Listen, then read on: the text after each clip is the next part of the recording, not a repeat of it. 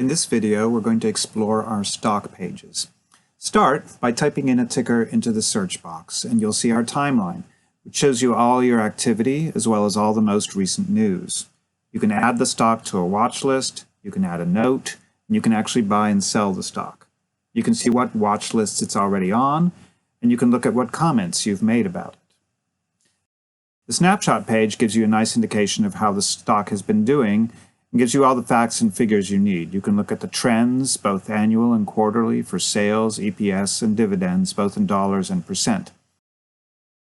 You can look at analyst estimates and analyst actuals and see how they've changed over time. You can look at advanced factors, and you can go back in time and see how the stock looked a year ago. And you can do all that not just with today's data, but with historical data as well. We also have a technical chart page. You can compare the stock's price changes to its sector or subsector. You can add a lot of technical factors. And then we have a fundamental chart page, which allows you to add factors such as price to earnings or price to sales or accruals or anything you would like. You can see how the price has changed along with these ratios. We also have some special charts that are predefined. For example, we have a basic valuation chart and an earnings quality chart. You can look at historical prices on our price page, either adjusted or unadjusted.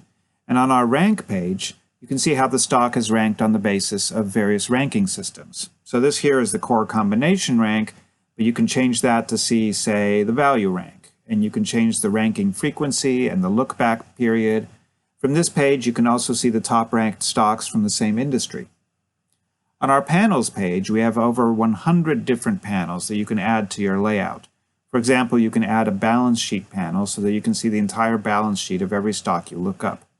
This is a great way to familiarize yourself with every stock that you're curious about.